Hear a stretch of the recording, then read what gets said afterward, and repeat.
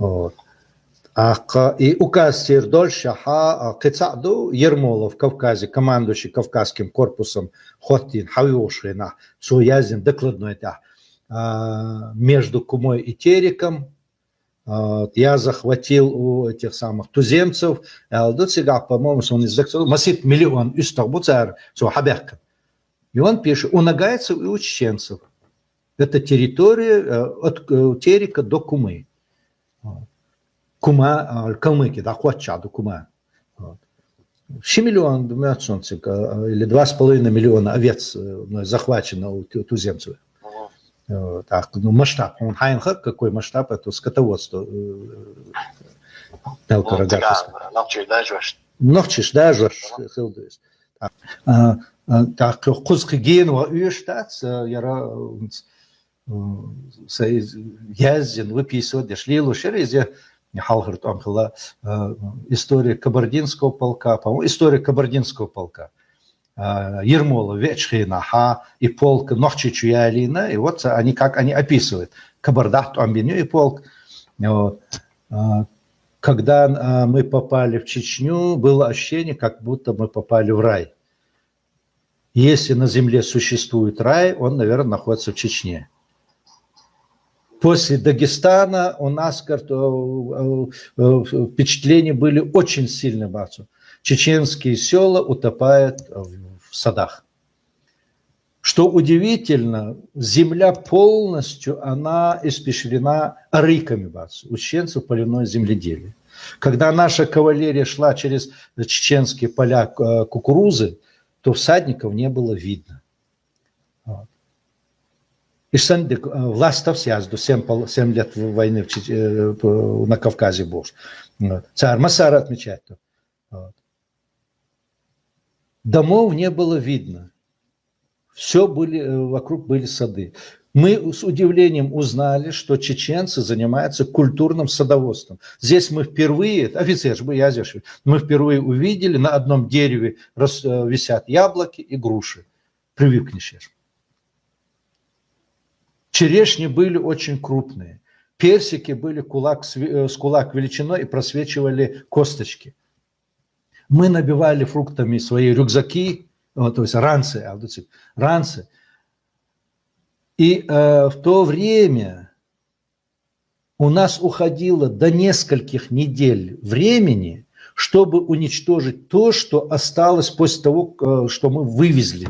Мы вывозили все, что могли, остальное нам приходилось уничтожать. Иногда уходило до нескольких недель. Мы вытаптывали их поля, вырубали сады, засыпали арыки, сжигали стога сена. Чеченские агулы, они были окружены огромным количеством стогов сена. Там офицеру язду.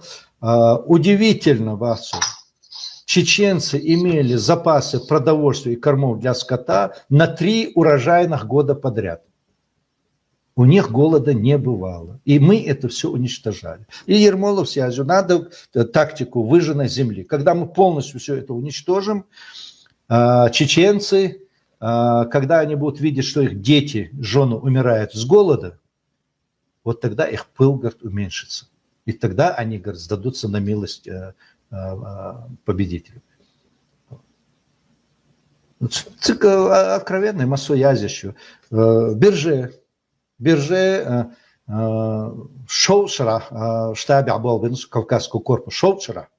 Вот. Бирже Шязин, книги там. В Чечне, в равнинной Чечне не было аула, который сжигался меньше 2 раз, бахцу.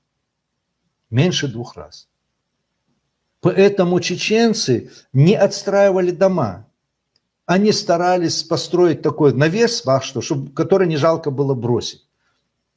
И вот идет спекуляция. Хозяйство и чеченцев, и берут материалы 1850-х годов, когда идет уже 20 лет война, все сжигается. Вот чеченцы, дома были вот такие, там заброшенные, поля были небольшие. Если вы хотите сравнить, возьмите дома, которые были до 1820-х годов. Возьми Клингер, 2,5 года в плену у чеченцев. Кстати, 1840-е годы. И он там рисует дом этого чеченца, у которого он находится в плену. Ну и сравни этот двор и подворье, который он нарисовал. И по его словам, он не самый богатый чеченец. Сравни отношение к пленным. Его не связывают, его, как Толстой, он кандалы не одевает, в яму не бросает. Он спокойно ходит по селу. Вот. Он говорит, я знаю, что сбежать невозможно, сразу догонят, потому что местности я не знаю. Я был волен ходить везде. Кстати, он записывал там музыку, у него музыкальная есть записано. Из-за Аму, я помню, приезжала, это была министр культуры Халварх Татаева Ахбуш. Цунья Светлан Буш, пианисткер в Ленинграде, на мечкер, цунья юх из-за респа дöstre Ворлчера, ермет сон музей чуенер, иштига архив шкашуц, клингер, нотный запись шубар, ночью матцунцар. Я бы хотела эти нотные записи, говорит, опубликовать с чеченской мелодией, музыкой. Я переписываю, дальше балберцу в музей. Так, офицер Властов Субах, 7 лет или 7,5 лет войны на Кавказе. Дворянин, Кавказцев, Вейшвац, это шовинистическое, не признано, оттуда и вот дикари, разбойники был. И тот же он пишет так. При природной сметливости ума чеченец не склонен к войне. Он более склонен к мирному труду. Чеченец берется за оружием, дабы защитить свою семью и свою землю. Чеченец на голову выше чеченский крестьянин нашего русского крестьянина. У него лучшие лошади, у него лучшие коровы, у него лучшие овцы, у него, говорит, больше урожай. Вот тут этот Властов описывает. Чеченцы не прониклись фанатизмом вполне, бахцу. Мюридизмом они не прониклись, а? Властов, я здесь говорю, вот они звери, это самые опасные хищники. Вот.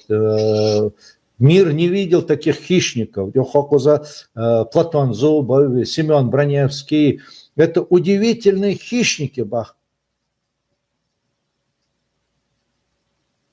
Вы представляете, чеченец, когда его, говорит, сажает на штык солдат, он еще старается кинжалом дотянуться до противника.